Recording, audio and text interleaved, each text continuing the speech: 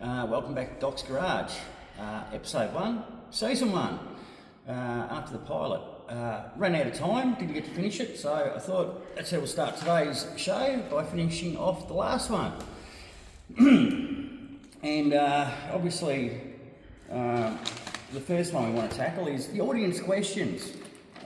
Yes, I've got an audience, me. What was your best shed find? Best shed find would have been a 57 Pontiac that I found in my grandmother's neighbour's shed. It was a 54 Pontiac.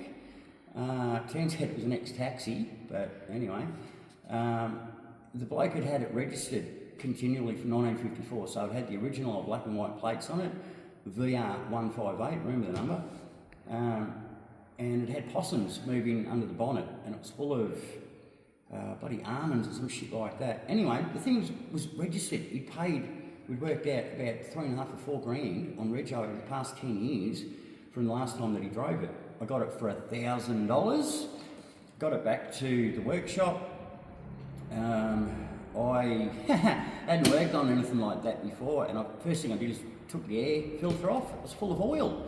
Apparently the old motors had oil run through the air cleaner, and shit, dropped the clipboard. Anyway, it had oil run through the air cleaner to keep the crap. Anyway, I thought the motor's knackered because the air cleaner is full of oil. It was a 6-volt system, and it was positively earthed. In other words, positive runs through the body, where modern cars negative runs through the body, and it was a 6-volt system. And it was a side valve motor. Anyway, my boss has come out, and it's from his era, so we knew all about it. And so I said straight away, as I go to hook the jet start up, which is a big jumper start battery thing, I've got it on 12 volt. I've got the negative to the body, the positive on the terminal. Thank fuck I didn't connect it or throw the switch. Anyway, he goes, no, it's the wrong way around, positively earthed. It's a 6-volt system. Changed it around, got it going. I was expecting it to run like an old tractor, but it just ran like a Holden 6-cylinder, like a 186 or something like that. Big bus steering wheel in it. $1,000, best shed find by far. Other audience question was best job. Holy cow, so many best jobs. Well, there's two sorts of best jobs you can have. Best job for wages or best job private. Start with the wages job. I worked at Melbourne Uni for a while. That was a good job. I got to be a second year stonemason. Rock carving. And they supplied everything. Your clothes and tools and stuff. That was by far the best job I had as a kid. Then private jobs,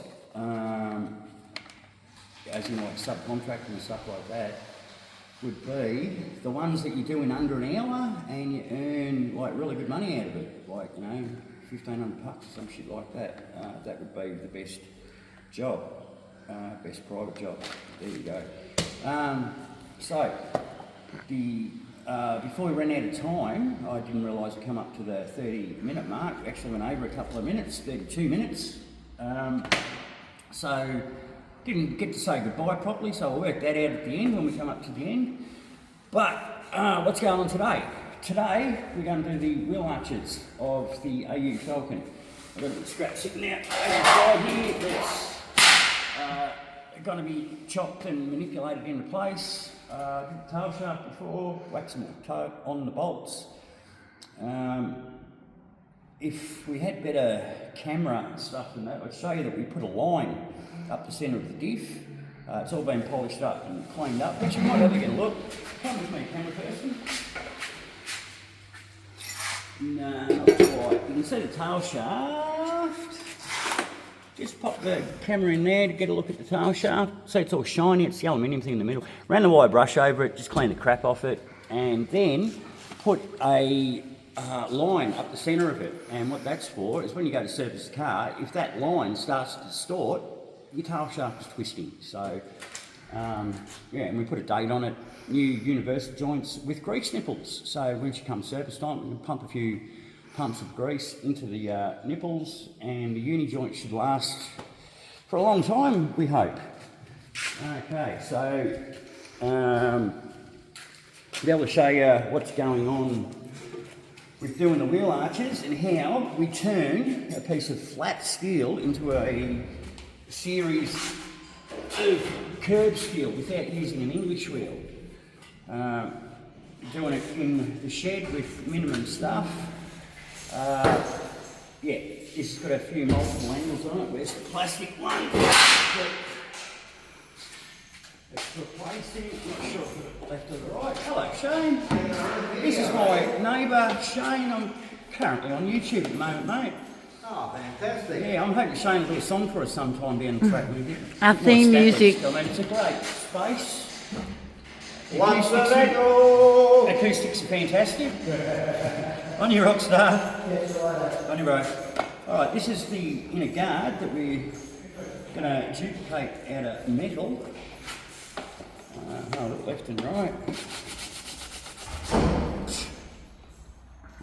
Whatever side it is, anyway.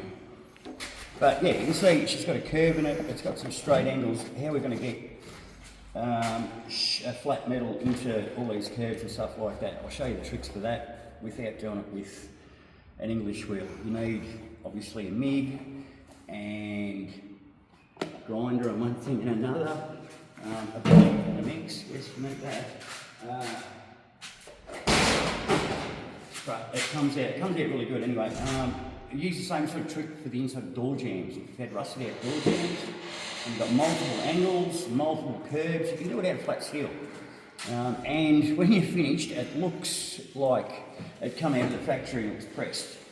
So, yeah, we'll show you that hopefully in episode number 2. So, what else have we got to go on about? How are we going for time there, producer? 7 minutes. Bloody Nora. Well, there you go. Time doesn't fly sometimes when you're doing stuff. Maybe I should do something. As you can see, I don't really plan this crap out. We've got 20 minutes to fill. You know, watch me drink coffee and smoke cones, 20 minutes. No, we can do that too. Alright. Template. Start making template. Alrighty. Got the cardboard. First thing you do. Oh! Shit a brick. I forgot. Of course, we're doing the end of season, end of the pilot version. Fuck. Scatterbrain. Okay. Out of each video, you've got to learn something. You've got to pick something up. What I've noticed in all the car vids of blokes working on cars at home, you don't jack the car up high enough. And what you're doing is you're making it way harder for yourself. How you get a gearbox in a car when you haven't got it jacked up far enough, or the car is in your face like this and you're trying to do the spanners and that like that, it's stupid, right? Okay, we've got a standard shock jack. Okay, we've got a standard shock jack. There's a really cool one. It's a 2-speed one, right, maxed out. Standard wheel stands these days don't come up to the full height of the jack. Here we go, so another one I prepared before. Actually, this is an old one, and the older ones go up higher. Now, there's only one of these truckers. But old school stand. If you jump down a little bit, this is late model stands. Late model stands are shit. I've got blocks of wood under it.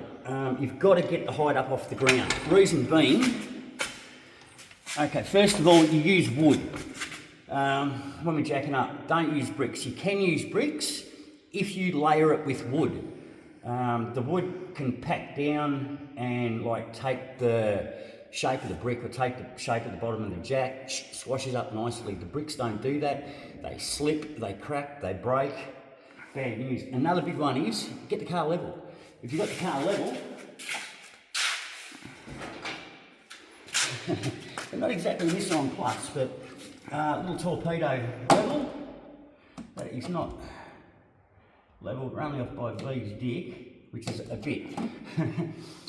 She's pretty stable. You get it up really high, you get it level. Because what happens is gravity will pull directly down on it.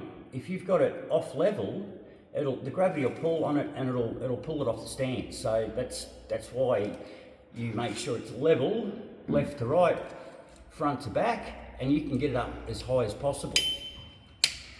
Go to Bunnings, get some blocks of wood, go to a building site, whatever, get some blocks of wood. Put your stands on blocks of wood. As you can see, they're just 75 by 40s or something like that, and I've just cut them up into 300mm lengths. That'll take a crap load of weight. If you see house reblockers and that, they do the same thing. They use big wooden blocks to pop under their jacks to level everything out. And they'll say the same thing. You can get something really high up off the ground as long as you keep it level. Or within a certain tolerance of it being level. So, step number one, why do you get it up off the ground that high? Well, I've got my crawler here, and you can see she's it's a pretty close thing anyway. If I didn't have the blocks of wood there, the thing would be down on my face like this. I'll be swiping my nose off every time I go under the sill or something. So, but the main big one is, if you've got a gearbox or something, an auto tranny, nice and heavy, torque converter, full of oil. What's that, 10 kilo? Then the box, another 30 kilos, something like that. Pretend this is a gearbox. Back the gearbox on the jack. 50, 60 kilo, whatever. Push out, under we go. Oh, look at that, installed. Keep the job site nice and clean so your jack won't foul on anything, go from the front. But you need it to clean, the gearbox has got to clean the sill, or you're going to have to manhandle it into place. Fuck that. Yeah, so lesson number one, getting the car up off the ground, do it safely. With the stands, what I like to do, something solid, go around tapping, and they get a nice solid sound. If they're sitting on a bit of an angle, you can whack them with the hammer and they'll go flat and square, and they won't move. So, then give it a good rock around, because you've got to get it under there and spanners and this, that and the other thing, so you don't want the thing falling on your head. So give it a bit of a rock around. If it falls off the stands, it falls off the stands. Better that, it does it with you not under it. And we're going to have to do that actually. We'll jack a car up uneven and give it a bit of a nudge and push it off the stands. You'll see it doesn't do that much damage to the cars. It might knock the bottom of the disc around or some shit like that, but it doesn't do that much damage. But if you're under it, it would probably decapitate you. So you've only got one life, look after it. Yeah, lesson number one, jack the thing up, get it high enough up off the ground. Think lazy, get the bloody jack to move the gearbox for you, or the diff, or whatever you're doing. So I hope you got something out of that, but yeah, all the fellas in the driveway, it works the same. Just get a little torpedo level out your patches on the ground in the dirt. I did it in a spot in Upway, and if you're from Melbourne, Upway's up in the Dandenongs, everyone's block is on an angle like this. They had their driveway excavated out and it was still on an angle, so it had fall for the water and all that sort of shit. And I jacked the VX Commodore, about 800mm off the ground. And the ground that it was on was really uneven, but I did 4 pads, levelled it out with a straight edge from pad to pad, whacked my stands on there. I used sleepers to put the trolley jack on, so the trolley jack could roll along the sleeper underneath the car.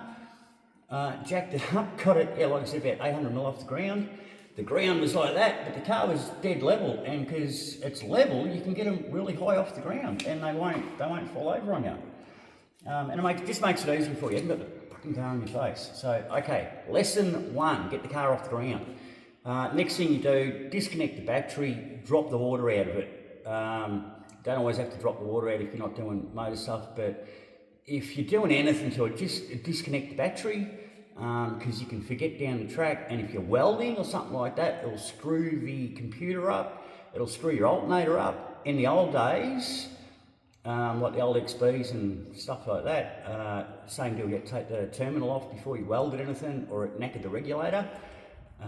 Then someone invented something that went on the battery, so you didn't have to disconnect the battery, because the modern cars have got the clock in them and the computer and all that sort of shit. But it's some sort of spark management thing, I don't know, and you weld away with it.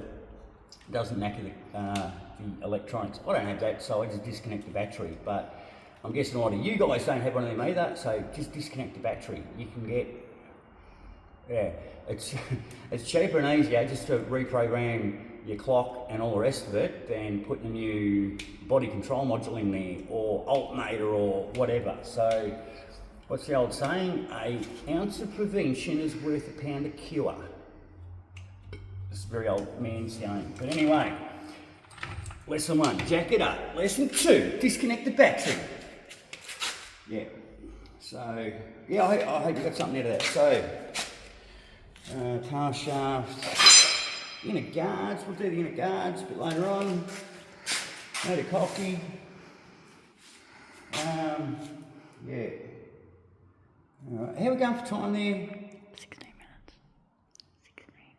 16. Okay, so we're coming up to 20 minutes, that's awesome.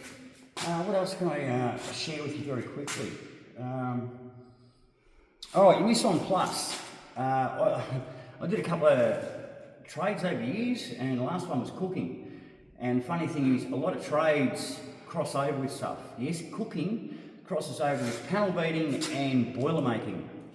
There's a term in cooking called mise en place, which means getting your shit together, making sure, you know, you've done your prep, you've got your prep together, you've got your fry pans, your knives, your cutting boards, whatever.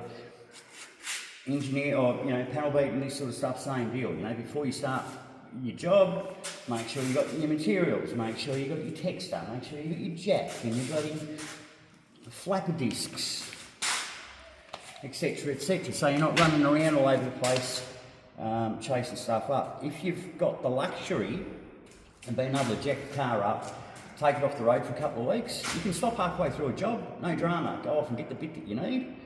But if you're just time sensitive, you're using the car for work, before you do it, you know, if it takes you 2 or 3 weeks to get your shit together, that's what it's going to take, you know.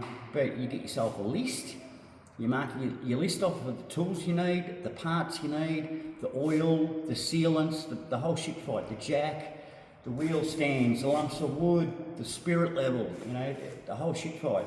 And you'll find when you go to do the job, it just comes together so easy, you know. Where's my spanner? There. Where's my sealant? There. You know, it just all comes together nice and quickly.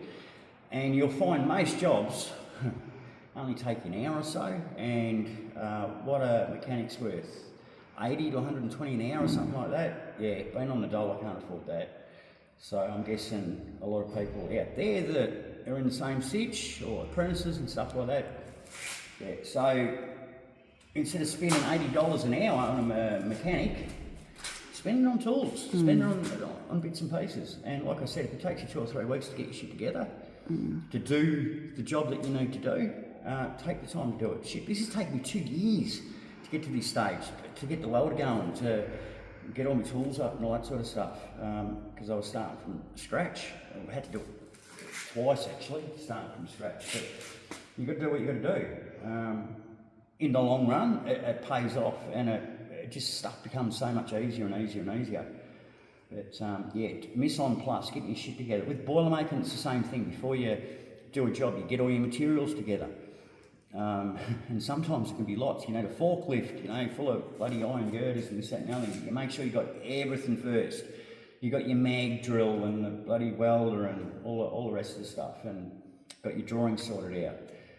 A big difference I saw between panel beating and boiler making. I went from being a panel beater, I had my own shop up in the Eyre Peninsula in the year 2000, and came back to Adelaide 9/11 that year. It was, anyway, and I had to go get a job for wages. I didn't want to work in a panel shop because I know how much I'm getting screwed out of money. So I thought, fuck it, I'll go get some engineering tickets. Went back to school. Not school, bloody Port Adelaide Training Development, it's like TAFE. to do some trade recognition stuff. Got some tickets, and then worked in an engineering place called Samaras over in Adelaide. They got like the biggest crane fleet in South Oz, like about 30 odd cranes. They got a big mobile crane called Samarasaurus. It does 170 tonne lifts, like picks up trains and stuff like that. It's, yeah, Samarasaurus. It's a big crane. And I clocked up some time there.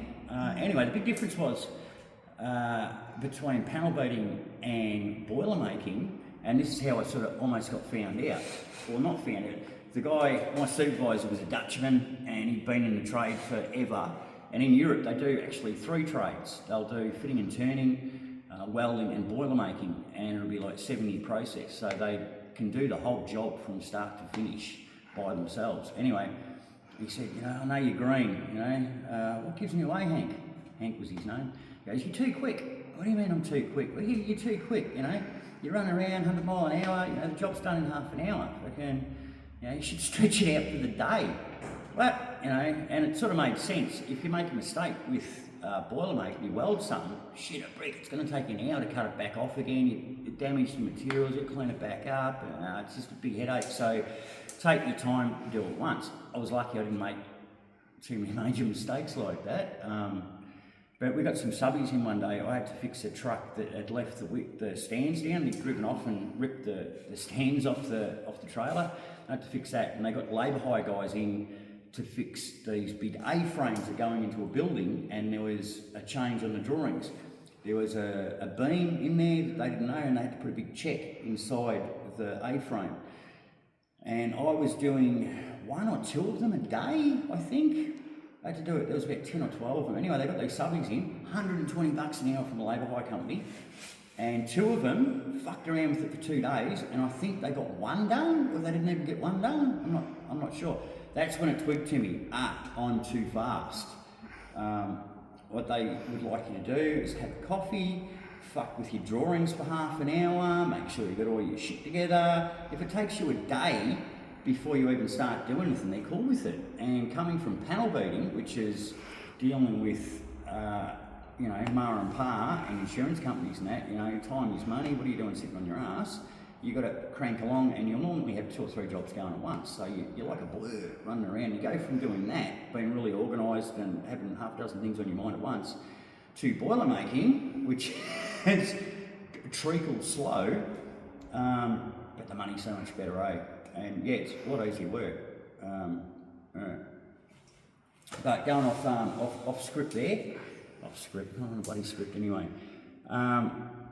Yeah, that's what how he knew that I was green, because I was a bit too quick, running around doing jobs at 100 mile an hour. Because I've worked for myself, and when you get a job and you quote, say, $1,200 to do the job, if it takes you a day to do the job, you get paid $1,200 for the day, or if it takes you a week to do the job, you get paid $1,200 for a week. So I was coming from that mentality, you know, the quicker you can get it done, the quicker you can move on to the next job, the quicker you get paid.